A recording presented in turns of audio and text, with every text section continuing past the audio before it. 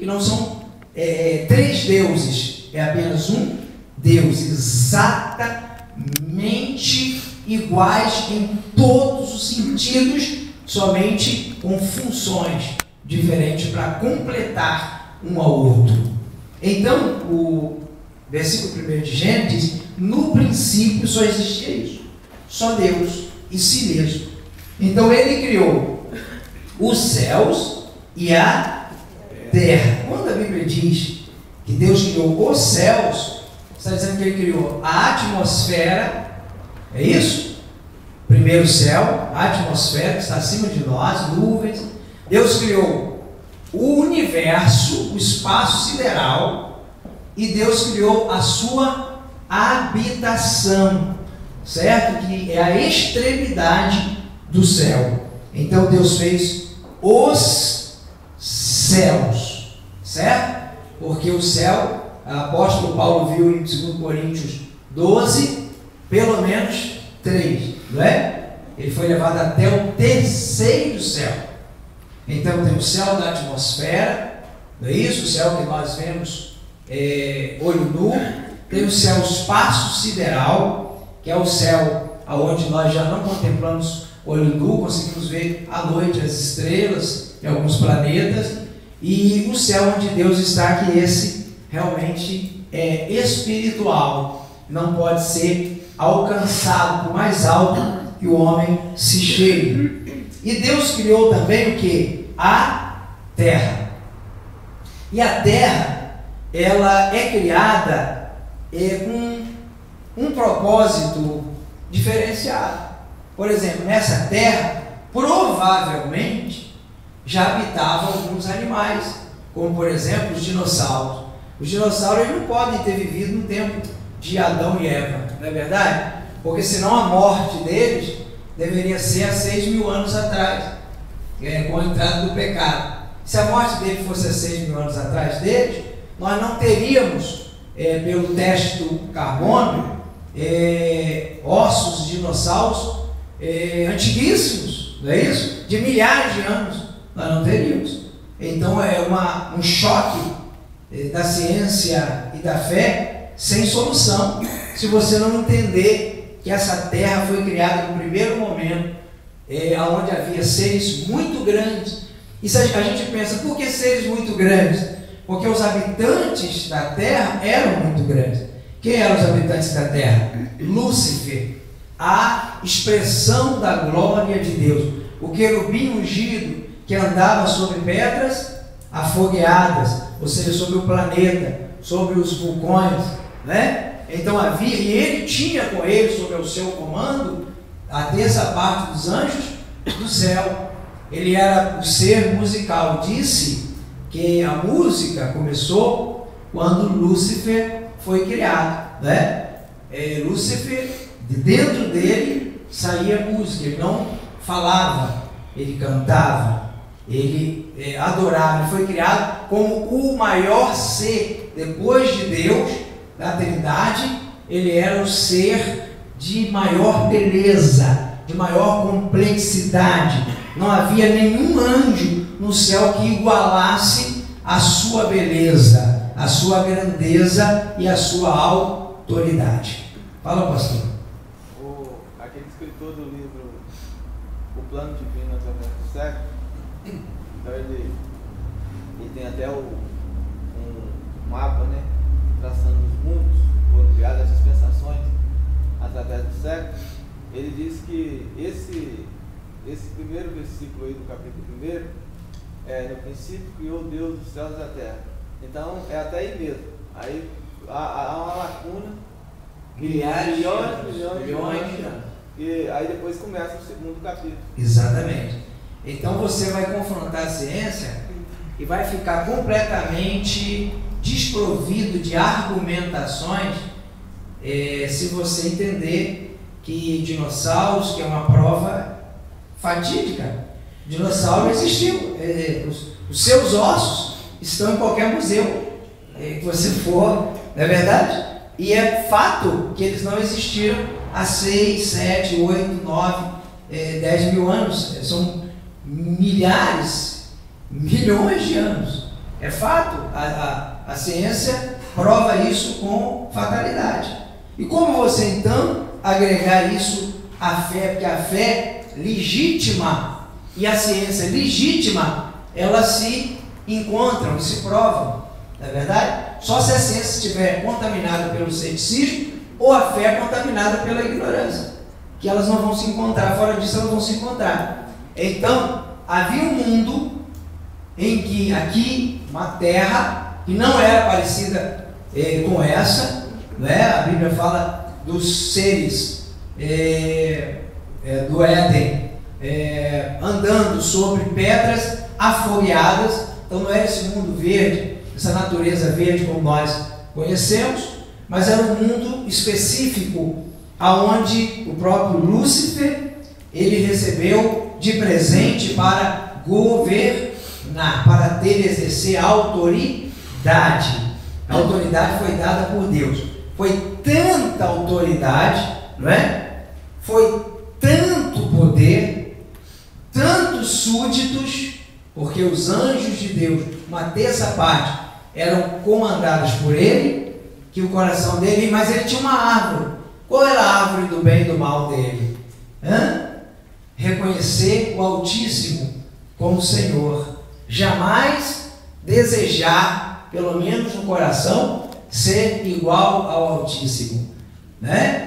Ter Deus como Senhor dele, glorificar a Deus, glorificar o Senhor que o criou, né? Porque quando ele cantava, quando ele andava, quando ele se movia, ele glorificava a Deus através da grandeza da sua feitura, da sua criação. Eu disse na semana passada que enquanto os homens foram feitos pelas mãos de Deus e recebeu o sopro da vida, enquanto os animais foram feitos pela própria terra, por uma ordem de Deus, Deus determinou que as águas deem frutos, os animais nasçam conforme a sua espécie, né? O homem Deus fez com a sua própria mão e soprou o fôlego da vida. Os anjos, eles não tinham corpo humano, então eles eram feituras do Espírito de Deus, do sopro de Deus. Amém? Então Deus pensava e fazia, né? Então uma terra de animais gigantes, porque havia seres gigantes. Os anjos são seres completamente fora da nossa realidade de tamanho, são seres realmente grandes, altos, e para eles, é por isso que nós entendemos que o mundo inicial, a terra inicial, é onde vem a cultura dos dragões, né? Quem conhece dragão aqui? Quem viveu no tempo dos dragões aqui? Ninguém. Quem ouviu que na história da humanidade houve dragões? E por que dragões são tão presentes na história da humanidade? Porque de fato existia. A própria Bíblia diz que Satanás, a antiga serpente, ele virá como quem? Como um dragão, né? Exemplo do seu mundo, a exemplo da sua época, a exemplo do que foi vivido na pré-história. Porém, com a rebeldia de Satanás, quando ele comeu o fruto do conhecimento do bem e do mal, para ele, que na verdade era o quê? Para ele era desejar ser igual ao Altíssimo, iniciou uma guerra que nós não sabemos quantos milhares de anos durou, né? Nós não sabemos como que esse conflito aconteceu. A Bíblia diz que para começar houve silêncio no céu, houve a necessidade de Deus criar um anjo chamado Miguel, um arcanjo, que foi criado com o nome exatamente, e quem é semelhante ao Altíssimo, exatamente para confrontar o anjo com uma autoridade e com uma beleza, com uma autoridade de criação, para confrontar a mais bela e mais poderosa das criaturas de Deus. Quem está entendendo, diga glória a Deus. Glória a Deus. Então, o que a gente começa a ver? A gente começa a ver que nessa guerra a terra foi completamente dizimada. Você vê que no próximo versículo, no versículo 2, que aí já tem milhares de anos, ou milhões de anos, ou bilhões, nós não sabemos. Versículo 2, a terra era o quê? Sem forma e vazia, né? Então a terra foi completamente perdeu toda a originalidade, perdeu toda a estrutura. A terra foi completamente destruída. Isso por quê? Porque agora a terra conheceu o pecado, né? Conheceu a iniquidade. E Deus então a destruiu completamente, como fará novamente. Fará ou não fará? A terra, diz a Bíblia, que depois do julgamento final, ela vai o quê? Ela vai ser totalmente destruída pelo fogo da grandeza, que nem esse fogo que a gente conhece não. É um fogo espiritual. Por quê? O pecado precisa ser removido. O pecado está nesse carpete, está nesse gesso, nesse isopor, está nessas cadeiras, está em nós, está nessa caixa. O pecado ele impregna, ele contamina, ele é terrível. E Deus vai arrancá-lo, removê-lo, como fez lá atrás. Quando a terra era sem forma vazia, foi porque Deus removeu tudo, lançou Lúcifer na escuridão, né? Ele perdeu todo aquele brilho, toda aquela autoridade que tinha, foi reduzido a nada, e a terra foi completamente purificada. Para quê? Para que Deus criasse uma nova criação. E aí foi aonde Deus fez a nova terra. E na nova terra, as condições dessa terra eram para a habitação dos seres humanos, né? E a mesma autoridade que havia sobre Lúcifer foi transferida para quem? Para Adão. Amém? Então Adão recebe a mesma autoridade. Lúcifer agora não podia colocar a ponta do dedo no mundo atual, embora ele existisse. E como espírito, tá fundo demais? Tá fundo demais? Tá ok? Tá dando para... Quer voltar para a superfície? Ou quer continuar mergulhando, né? Apóstolo, eu pensei que eu já sabia tudo, né? Já era doutor em mundos e tal, né? Não, tem muita coisa para a gente aprender, sim ou não? Sim. É verdade? E o aluno da escola de profeta, nosso seminarista, nosso líder, ele se sentar com doutores, ele vai conversar. Mesmo não sendo doutor em uma área ou outra, ele vai conversar. Glória a Deus. Vai, né? Sentar com o cientista, ele vai conversar. Sem problema, porque ele tem a revelação. Glória a Deus. Deus tem nos dado o quê? Revelação, né? Então vocês não tem condição, amigo, de conversar com vocês, porque vocês dizem que dinossauro não existe. Mas está lá no museu. Você diz que não existe, e nós dizemos, como é que não existe? Nós sabemos que existiu, né? Sabemos, inclusive que eram carnívoros alguns, né? Mas você diz que só houve morte após o pecado. O pecado de quem? O de Adão ou de Lúcifer? Glória a Deus. É verdade?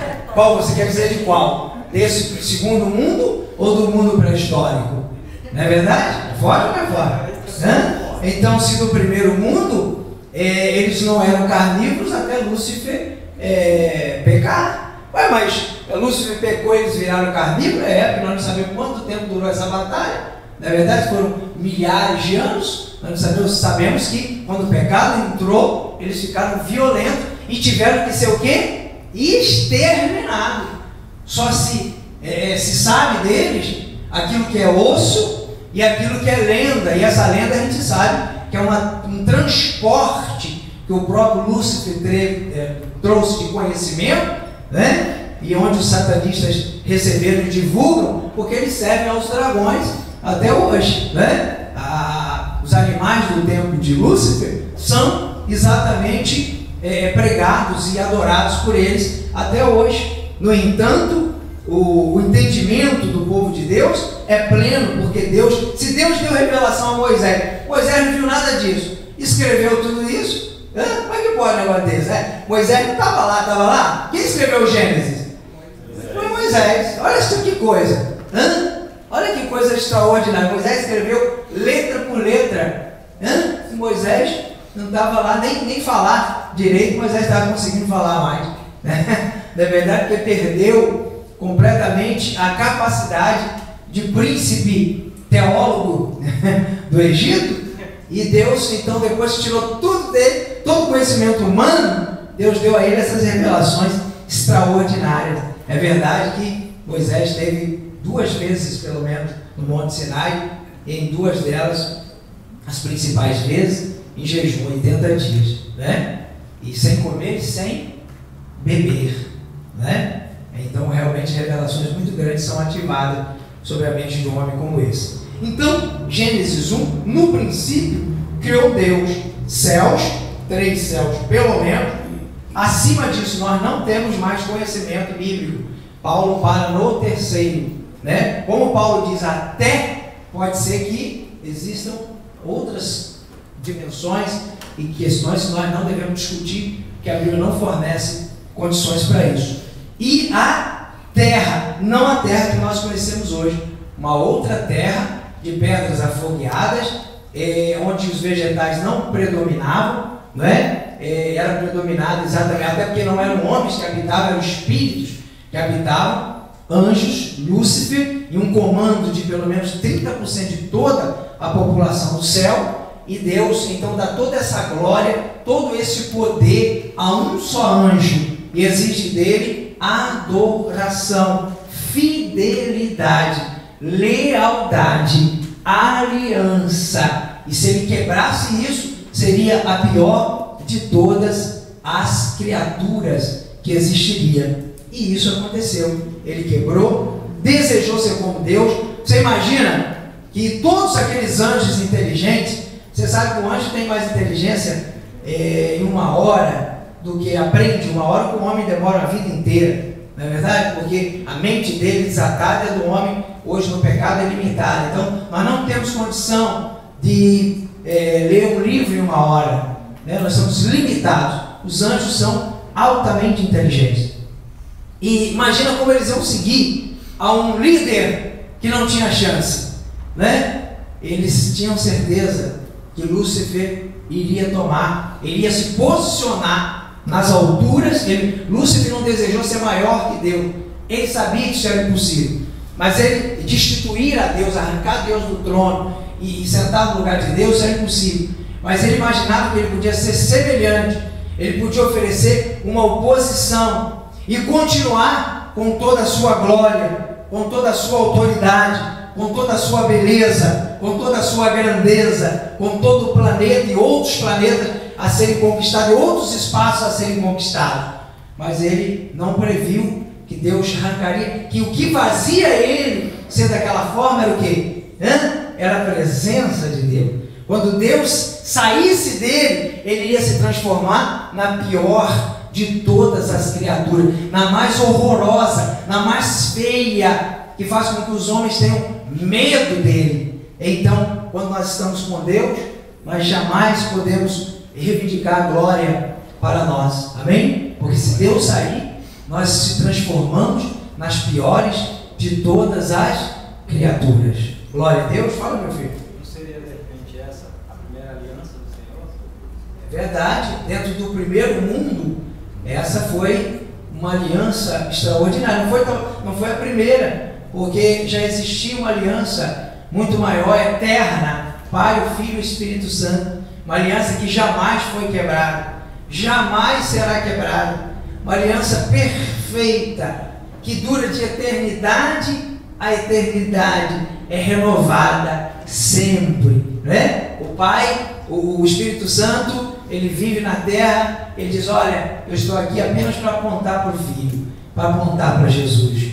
Ele é o Senhor, Ele é maravilhoso, né? Aí Jesus diz: não, eu e o Pai somos um, né? Bom só o meu Pai, né? Não me chame de bom só o meu Pai, né? Aí o Pai diz: esse é meu Filho, em quem eu tenho tanta alegria, né? Todo joelho vai se dobrar. Não existe um outro nome acima do nome do meu Filho, né? O Filho diz: eu e o Pai somos um. E eu não exigi glória, porque toda a glória é do meu Pai, né? Aí o Pai diz assim: mas eu dei tudo ao meu Filho antes da fundação do mundo. É uma aliança o quê? Perfeita, desprovida de invejas, de ciúme, dessas coisas que são próprias de Lúcifer. que nasceram no coração de Lúcifer e no segundo mundo foram implantadas ao coração do homem. Ok? Sentido aí, porque ele é diferente de Lúcifer, ele deu agora ao Pai, ele sempre falava, estou aqui por causa do meu Pai, estou para fazer do meu Pai. A vontade do Pai. Então, sempre nessa visão do Pai, diferente de Lúcifer, né? Enquanto Lúcifer queria a glória, Jesus, que era Deus, né, das entranhas eternas do Pai, ele não usurpou a glória, mas ele, pelo contrário, ele deixou a glória, ele deixou o corpo dele para se transformar em um corpo humano, com todas essas sensações que nós temos. Ele se desvestiu da sua glória para viver humanamente, para que pudesse obedecer ao Pai. Lá no Getsemane, o que ele diz? Pai, eu preso nesse corpo aqui, eu vou te pedir uma coisa, se possível, o afastamento de ti, se possível, a minha situação é tão séria, que se o Senhor puder, pelo menos essa parte, me fazer passar, de ter rompido contigo a comunhão, por causa do pecado da humanidade, eu gostaria, eu agradeceria. Mas a resposta do Pai foi, não, você precisa. E virou as costas para ele, o Pai. E ele disse, seja feita a tua vontade e não a minha. Glória a Deus. Por isso que o escritor Filipenses disse que ele não tem, sendo Deus, amém? Sendo Deus. Tem muita gente dizendo que ele é apenas o Filho de Deus. Muita gente que tem usado o nome dele, né? E tem feito milagres no nome dele. Tem dito que ele é apenas o Filho de Deus. Ele é Deus. Glória a Deus, é Deus. Soberano e todo-poderoso Deus. Ele é o Senhor. Ele é um com o Pai. Ele é Deus. Amém? Ele então se manifestou da forma mais desprezível.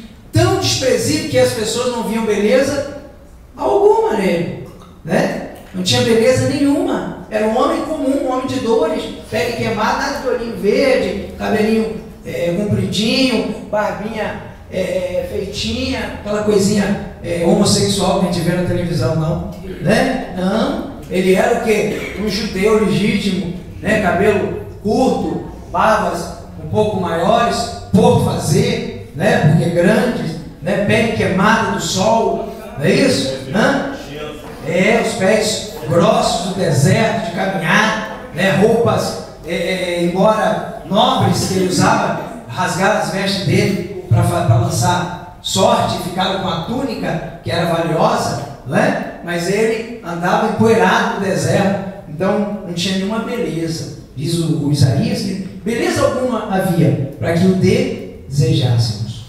Então, enquanto Jesus se desveste de toda a glória para obedecer ao Pai, Satanás deseja estar semelhante ao Altíssimo e quebra o pacto com Deus e fica horroroso e destrói a terra de então, porque a guerra, imagina, Deus levanta um exército e cria Miguel, e imagine a batalha que houve naquela época. Batalha de anjos, batalha de homens é terrível, não é? Batalha de homem não tem bomba atômica. Homem é borra-bota, tem bomba atômica que, se todas estourarem, o mundo é destruído várias vezes, sim ou não? Você imagina? Batalha de anjos. Quem é que usa a mente dos homens para tecnologias tão terríveis e tão destrutivas, a não ser o próprio Satanás? Você imagina toda a tecnologia espiritual sendo usada para arrebentar com os anjos de Deus, e os anjos de Deus na sua toda. Irmãos, se existem um demônio para atormentar você, existe pelo menos 2 anjos de Deus para te guardar. Quem está entendendo, diga glória a Deus. Se existe um Satanás, um demônio, se existe um diabo para tentar te destruir, pensar 24 horas em te destruir, ele foi desprovido da glória de Deus, ilimitado, e não tem nem autoridade mais. Existem, em compensação, anjos poderosíssimos. A Bíblia fala de um que ele tem uma autoridade tão tremenda que ele sozinho vai prender, diz o Apocalipse, todos os demônios do inferno, que vai ser liberado uma ordem especial para ele fazer isso. E Deus vai humilhar o reino das trevas. Amém? Deus vai humilhar, porque não vai haver uma batalha como houve no final, porque Jesus conquistou na cruz toda a autoridade que estava na mão de Satanás, e agora não vai ter mais aquela guerra que houve. Acabou. Um anjo, Deus vai chamar um anjo, e ele vai prender todos os demônios do inferno durante 1000 anos. Quem entende, diga glória a Deus. Glória a Deus. Então a terra foi completamente destruída, Gênesis 1:2, sem forma, vazia, mas o Espírito de Deus se movia sobre a face das águas, porque Deus sempre amou de uma forma especial o planeta, que tem água, que tem vida. Amém? Não vai achar vida em Marte, fica procurando piolho na cabeça de careca, gastando milhões e milhões e bilhões de dólares para ficar procurando bobagem, para justificar o desaparecimento da igreja. Irmãos, investimento é para justificar o desaparecimento da igreja.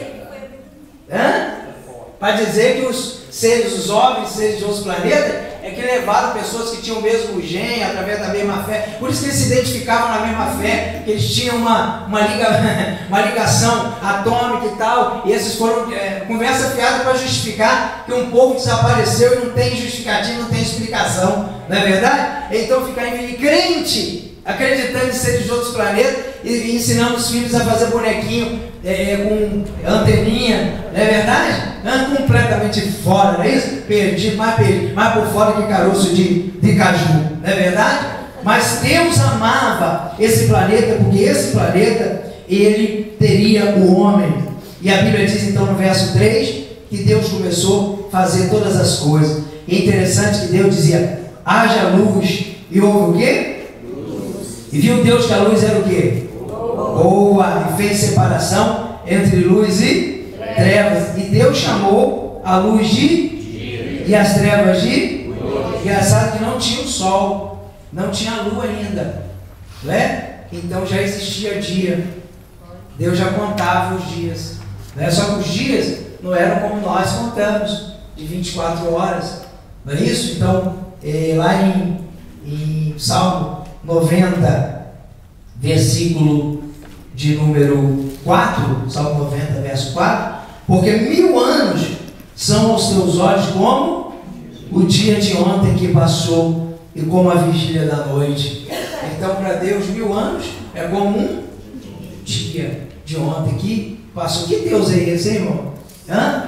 Que Deus é esse? Esse é o Deus que a gente segue. Aí a gente fica com medo de luta, fica com medo de prova, fica com medo de desafio, fica com medo de um monte de coisa. Que Deus é esse que tem a eternidade na sua mão?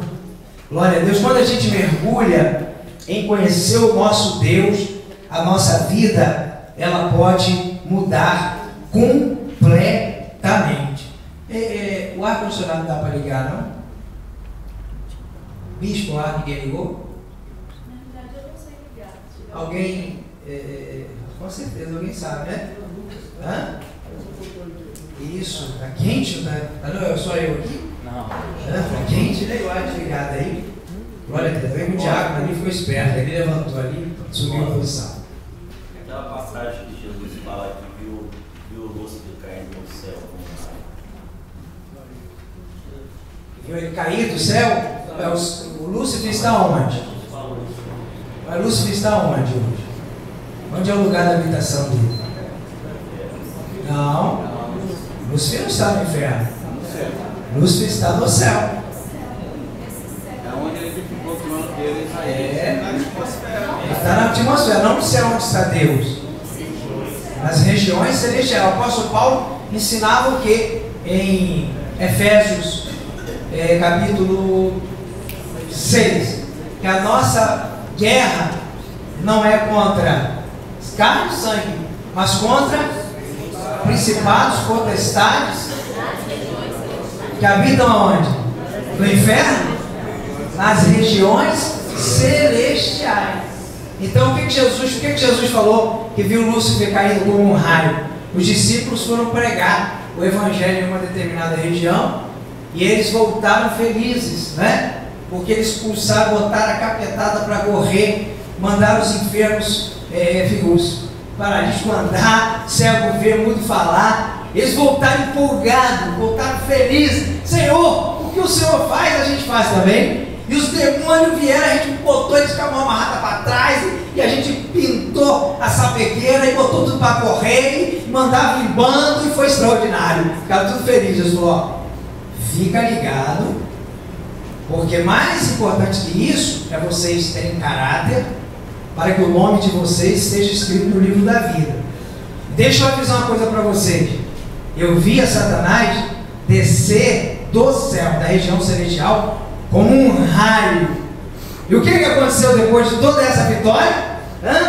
Pedro negou, Judas traiu, todo mundo se escondeu. E Jesus disse para Pedro: Pedro, Satanás tem me pedido para se andar com você como se faz com um trigo. Então Satanás, na verdade, ele passou a dar uma atenção especial aos discípulos de Jesus, porque ele entendeu a periculosidade dos discípulos, que de fato aconteceu, porque Judas caiu, mas Pedro se arrependeu, verdade, né? Os outros se encheram de coragem, e o que os discípulos fizeram, o evangelho chegou até nós por causa de quem? Pelos discípulos de Jesus. Então o que Jesus estava dizendo ali era uma palavra específica de que Satanás estava vindo com toda a sua força e fúria para destruir os discípulos de Jesus. Mas Jesus, antes de morrer, João 17, ele ora ao Pai, né? E ele pede ao Pai que os guarde, não os livre do mundo, mas os guarde do mal, do maligno, que proteja a integridade dele, a vida dele. Amém? Quem entende, diga glória a Deus. Glória a Deus. Faz alguma participação, fica à vontade. E isso aí, Jesus, como sempre, desatado, né? Com a mente extraordinária, ele falou: eu não oro só por esses, né? Pelos 12, mas eu oro por aqueles. Amém? Glória a Deus. Foi por nós. Jesus orou por nós e é constituído como nosso intercessor constante, amém? Diante de Deus, pela igreja. Tem outro texto também, puxando aí que a pastora Wene falou, quando ele fala sobre ser o bom pastor, João 10, não é? Sou o bom pastor da vida pelas suas ovelhas. E ele diz que ainda existem outras ovelhas. Ele estava falando ali para Israel, né? Ele estava falando para as ovelhas de Israel, que não são desse aprisco, mas que serão o quê? Ajuntadas, e naquele dia serão todos, um só rebanho e um só pastor. Então, as orações de Jesus, oração, irmão, oração tem que ser desatada. Você, para orar, a oração só funciona se ela tiver revelação. Você entende? Deus é um Deus de revelação. Você tem que ter a revelação. Tem momento, tem coisas que você ora, que o Espírito Santo na hora ele diz para você: não vou atender, não, nem perca tempo, não quero. Você está pedindo o que eu não quero fazer, eu não vou fazer. Quem está entendendo, diga glória a Deus. Mas existem orações que você sente realmente a glória de Deus em relação ao que você está pedindo, entendeu? E você então precisa se firmar naquilo, porque vai ter resultado. E para isso é necessário o quê? Revelação, discernimento. Tem situações, pessoas, casos, Deus fala: não ore por isso. Amém? Quando é que você para de orar por uma situação? Quando você recebe a revelação de que Deus não quer que você ore por aquilo. Não gaste tempo com aquilo. É tempo de parar. Não adianta insistir com algo que Deus sabe que não é bom. Outro pode se aproveitar, outro pode te dar, outro pode acabar intervindo naquilo que Deus não queria te dar, e pode te enganar, e pode te destruir. Então é preciso de revelação. E como você tem revelação? É luta, irmão. É luta, é oração, é jejum. Tu dormindo até as 9 da madruga, sem conseguir vir orar na igreja de manhã. Irmão, ó, é filosofia, evangelho de filosofia. Tem gente que está me assistindo agora que dá uma aula dessa que eu estou dando aqui, não é 10 vezes melhor não, não é 100 vezes melhor, é 1000 vezes melhor. Mas o negócio não é a filosofia, é a revelação, é o preço. É o preço. Vocês são futuros pastores e alguns pastores dessa visão nobre. Querido, se você não orar, se você não jejuar, não dá certo. Preste atenção, não dá certo. Você terá uma igreja, um ministério, mas não terá a consciência tranquila de que está fazendo. Por isso que entra em crise. Por isso que entra em crise de desanimar ou não. Paro ou sigo? Né? Estou onde Deus quer que eu esteja? Não sabe. Por quê? Não tem a revelação, não está no centro da vontade. Tem muita gente, irmãos, que está entre nós por emoção. Posso ser sincero?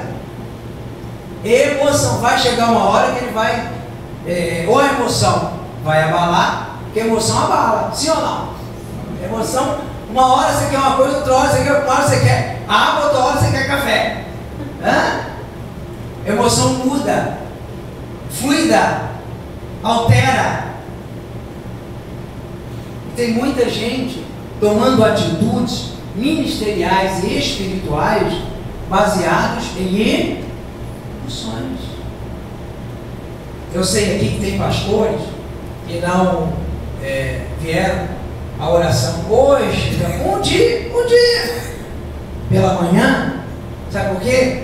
Esses pastores tiraram hoje para descansar um pouquinho, porque durante a semana inteira eles oram a semana toda, uma vez por semana. Eles se permitem dormir um pouquinho mais tarde. Tudo isso é lícito, a própria palavra fala do sábado, né? Irmão, você não tem nenhuma chance, deixa eu te falar, zero de chance de ter um ministério. Argumento é uma coisa, revelação é outra. Quem entende? Nós precisamos orar todos os dias. Está aí o relógio de oração, está no mural ali, tem acho que 2 ou 3 dias em aberto. Vou pedir alguém para pegar lá, para ver se a gente preenche hoje, né? Pelo menos 1 hora de oração diária, pelo menos. Quando, no último caso, para você ser um sujeito assim, raso. Você imagina, irmão, que nós oramos 10 minutos, 15 minutos. Mas onde é que você vai? É guerra pura, é vontade de desanimar. O diabo entra dentro da casa, o sujeito puxa o bigode do sujeito, chuta a barriga dele, arranca a roupa dele. Ele nem sabe que é o diabo. Vai ser coincidência, essa mulher terrível, é a situação. Ele nem sabe que é. Ele nem sabe que é. Porque ele é um cego. A Bíblia diz que é um cego guiando outro.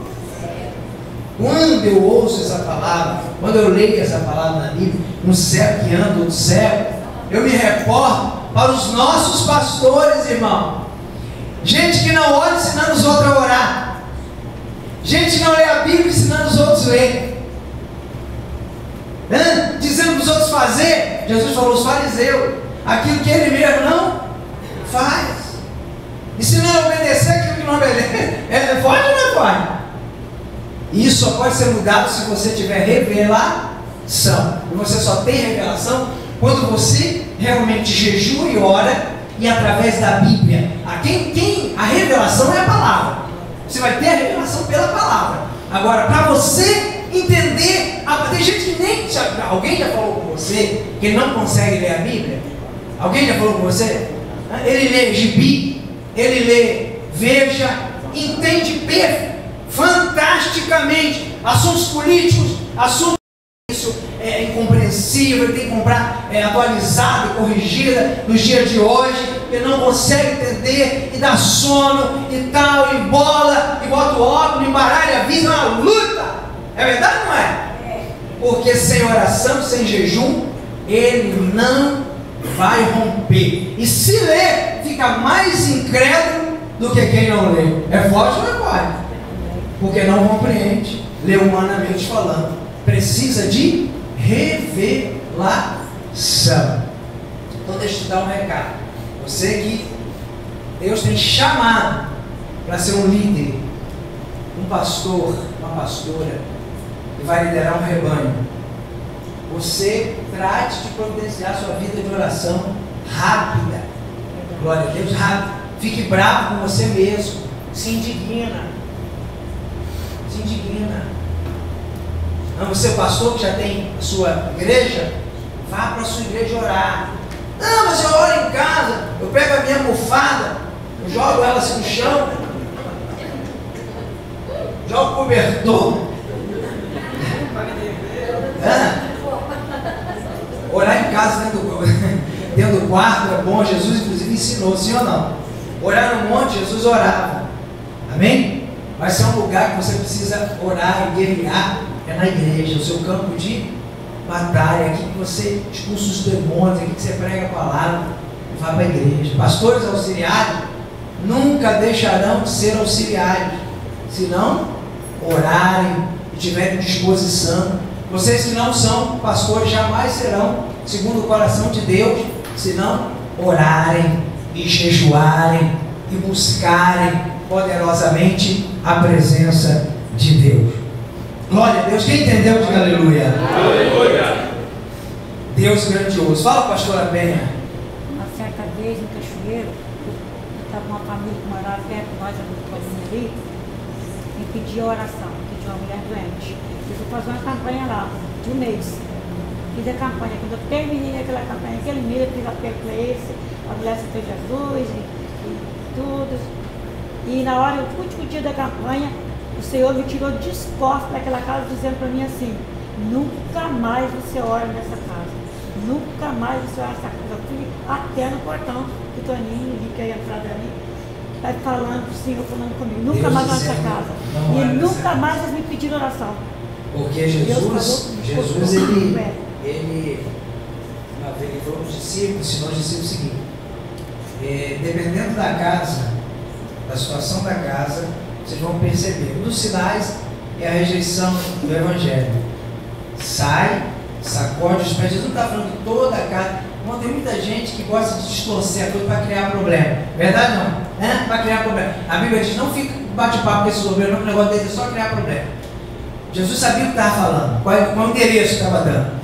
Então, quando vocês saírem dessa casa, você sacode a poeira. E pior será para Sodoma e Gomorra, para eles, do que para Sodoma e Gomorra. Amém? Fala, evangelista, logo sério. Ontem eu ouvi uma frase lá no curso que me chamou muita atenção. Um aluno disse assim: aquele que não se assenta para ouvir e aprender, que não se levante para falar. Perfeito. Aí eu fico observando, né? Muitos querem ser chamados, mas não estão dispostos. E isso eu trago para mim mesma. Não estou sacrificando o que eu devo sacrificar em mim para que o Senhor possa usar. E sentar para aprender, é muito mais do que sentar nessa cadeira. É dar devida atenção que esse momento exige. Né? Porque nós podemos estar sentados nessa cadeira pensando muitas coisas. Até indignado de estar aqui, porque tinha outras coisas para fazer. Olha, o líder de cabeça pequena, limitado, ele está preocupado que ele agora devia estar fazendo uma visitinha. Gente, se eu estivesse fazendo uma visitinha, agora é muito mais útil. Se eu estivesse fazendo isso aqui, se eu estivesse... Esquece isso, irmão. líder tem que ter a mente desatada, aberta. Se você não receber o que você recebe aqui, morre. Quando o seu líder diz, leia o livro A Mega Igreja e faça um resumo para entregar no primeiro domingo do mês de março, ele está dizendo, abra a mente para ver coisas maiores, para compreender que Deus quer te dar mais. Como é que alguém que já alcançou, conseguiu, mas ele não consegue interpretar essa informação? Ele está aqui, mas não está sentado. E aí o que acontece? O mês passa, chegou no primeiro domingo, ele vem com um argumento. Eu não pude comprar o livro porque eu não tinha dinheiro, eu não peguei emprestado porque ninguém quis me emprestar, eu não olhei na internet porque eu não tenho internet, e ele usa de argumento. E continua com uma pequena igreja até desistir, ou até que Deus substitua ele por uma cabeça aberta, e aquela igreja vai romper com 6 meses que ele não fez em 6 anos. Quem está entendendo, diga glória a Deus. Essa é a verdade. Você viu a solicitação do livro Lealdade e Lealdade, o resumo. Quem trouxe? Levanta a mão. Quem entregou? O resto era um argumento. Não é verdade? Não, porque isso, não, porque aquilo. Está aí, pastor? Está aí, glória a Deus. Quem está aí, glória a Deus. Quem não trouxe? Quem não ouviu? Quem não sabia que precisava trazer lealdade e lealdade? Quem não sabia? Não entendi. Por que não trouxe? Não me responda. Não responda. Você entende? E quem está entendendo? Então, Laodiceia, estar sentado não é teu primeiro obstáculo. De fato, estar sentado fisicamente. Porque hoje, para estar sentado aqui, você teve que renunciar a muita coisa. É verdade ou não é? Vai chegar aqui, foi um desafio ou não foi? Para chegar mais cedo para a oração, é outro desafio ou não é? Então são guerras que você tem que romper. Ontem, quando eu fiquei sabendo do curso de vocês, como foi e tudo, peguei o relatório, aí eu perguntei como é que foi lá o preço. Foi R$120 um, R$100 o outro. Estava incluso comida? Aí falaram assim, não. Falei, gente desatada. Gente que faz curso desatada. Não é verdade? Paguei R$120. Tem que ter uma comidinha.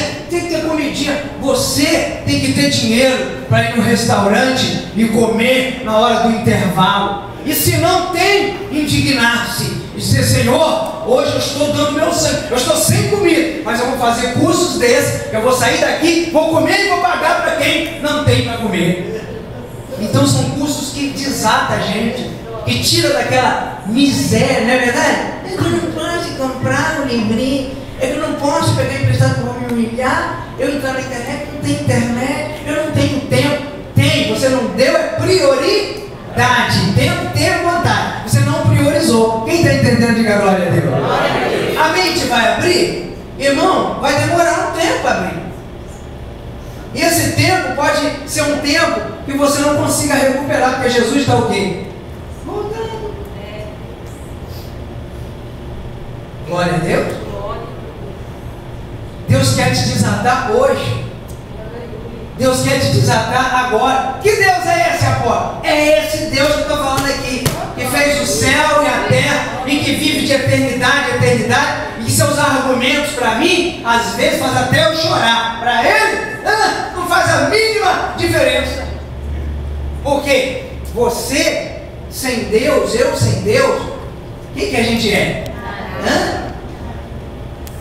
Agora, Deus sem mim, quem é ele? Irmão, nós estamos se valorizando demais, tá bom? Então, mas muita belezura em um corpinho só. Muita coisa, irmão. Eu fui fazer o velório, o enterro, segunda, da Beth. Não, o enterro foi na terça. Enterro na terça, mostra na segunda, enterro na terça. Sabe o que marcou lá, pastores? Pastores que conheceram o André.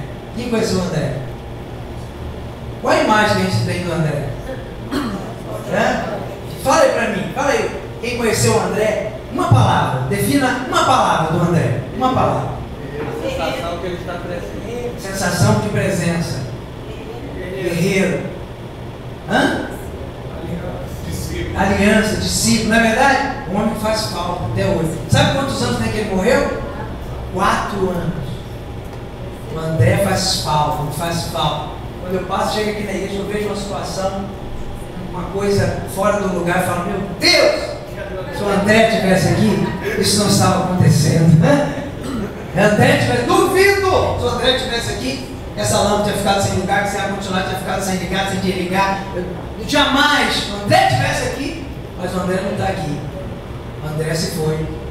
Apóstolo, a gente fez a caravana do Rio de Janeiro, a igreja, a gente chegou lá, todo mundo preocupado com o almoço, onde almoçar e tal, e daqui a pouco a gente olha, André com a vassoura na mão, tirou as cadeiras e sozinho foi a igreja. E a gente lá como turista, a maioria. Todo mundo na igreja, preocupado com a comida, e o André, quando foi visto, já estava com a vassoura na mão, lavando. Valeu o exemplo. Sabe como que eu vi o André? Uma caixa deste tamanho. Estava aberta, pouco aberta, e os ossos. Aquilo foi um impacto muito forte. Porque a Beth foi enterrada no mesmo túmulo 4 anos depois. Então, os ossos dele estavam próximos. Depois que você botou ela, colocou os ossos dele em cima. Uma caixinha desse tamanho, com aqueles ossos sujos de terra, um sobre o outro, aquela caixinha que não teve como fechar totalmente, por causa do excesso de osso. Eu olhei ali escrito André Luiz da Veiga. Muito forte. E o Espírito Santo falava para mim, é isso aí que você é. É isso aí o final de tanta prepotência, tanta preocupação, tanta insegurança, tanta guerra dentro de casa, tanta... É isso aí. Não vale a pena. Temos que trabalhar por algo maior. Glória a Deus. Porque o nosso ser tem que fazer por mais do que aquilo. Quem está entendendo, diga glória a Deus. Glória a Deus. Deus tremendo é o Deus que preserva você. Amém? Preserva a sua integridade, sua alma, seu espírito. A mais do que aquilo ali.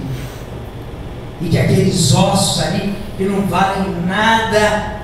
Os filhos que no dia da morte do André choravam, planteavam, os amigos que estavam todos ali chorando, quando abriu aquela cova que eu vi aqueles ossos dele, não estavam mais ali chorando. Os filhos estavam chorando já pela mãe, e os ossos dele estavam ali jogados. Nem lembrado. Por mais amor que alguém tenha, quem é que ia pegar aqueles ossos, abraçar aqueles ossos e beijar aqueles ossos? Acabou. Então o que nós temos que fazer hoje? Agora, irmão, temos que parar com as frescuras. Temos que parar. Temos que parar com os chiliques. Para a sepultura, para onde vamos? Vamos, com certeza vamos. Nada disso vai adiantar. Vamos fazer a obra enquanto é tempo. Amém? Amém. Vamos fazer o que tem que ser feito. Glória a Deus. Porque os ossos do André, por que estão guardadinhos naquela caixinha? Porque Jesus vai vir buscar os ossos dele. Vai. Aqueles ossos dele ali, horrorosos, apodrecidos. Diz a Bíblia que vai chegar o dia, vai ser rápido, não vai demorar. Ora vem, Senhor Jesus, maranata. Não, se Jesus vier agora, não tem nada nessa terra que vai me deixar saudade. Nada. Nada. Carro, casa, nada. Estar com o Senhor é a melhor coisa que tem. Jesus aponta no céu, diz a Bíblia que os ossos do André serão ressuscitados. Espírito e alma desce, entra nos ossos E ali levanta um novo homem. Aquele aspecto físico, mas um aspecto físico nem velho, nem criança. Mediano. Perfeito. Varão perfeito. Glória a Deus. Roupas brancas. Atravessa paredes. Sobe ao universo. Glória a Deus. Ilimita. Come uma maçã. Glória a Deus. Toca no ser humano. Eu tenho que trabalhar por isso. Glória a Deus. Porque os ossos de quem se preocupou com as coisas dessa vida vai continuar lá. Vai continuar lá. E serão ressuscitados no último dia, para o julgamento final, onde ressuscitarão com a mesma carne, aleijados, doentes, sofridos, para de eternidade a eternidade sofrerem mais, porém com detalhe: sem a morte. A morte não existirá. Você vai ficar se preocupando com o que aqui nessa terra? Eu preciso salvar muita gente para estar conosco. Amém? Nós precisamos ganhar muita gente para Jesus. Esse é o nosso propósito aqui. E quem é que fez tudo isso? Quem tem o controle de tudo isso? O Deus que você serve, o Deus que eu sirvo, o grande e todo-poderoso Deus. Amém? Fala, Dulce. Como o senhor falou sobre a questão de viver limite, os pastores falando curso, e os livros, muitas vezes, eu já ouvi muitos livros que não tinha dinheiro para ir no show, ele cantou, mas arrumava emprestado para ir. E eu ouço o nosso meio, o crente, de chegar para aqui até irmãs no geral, falar, não tem como a gente vai cantar fora porque eu tenho dinheiro.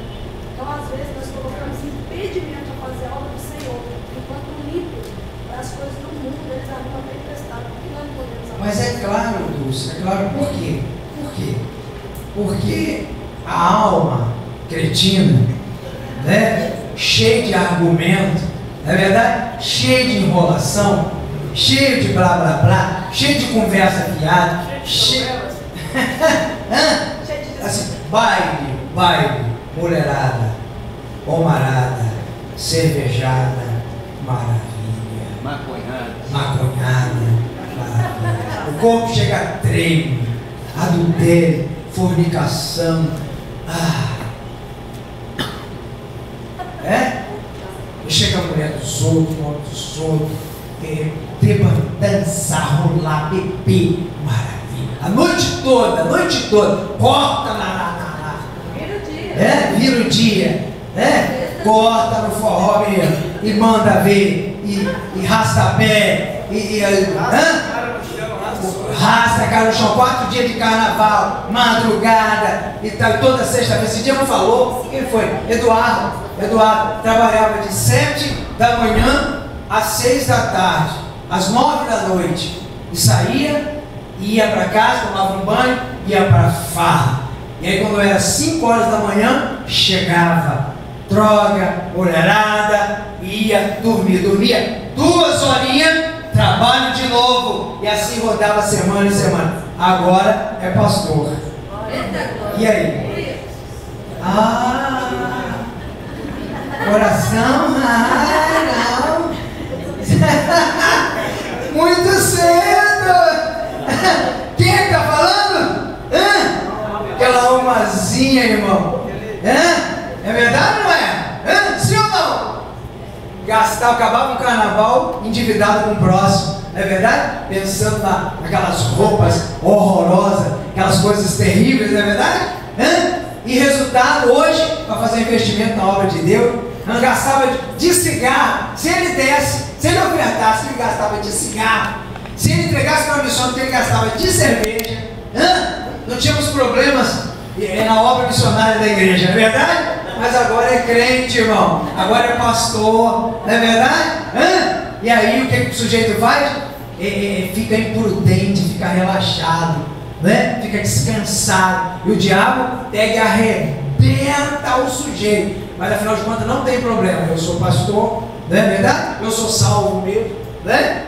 Eu vou para o céu mesmo. E aí é gato e sapato do bicho aqui na terra.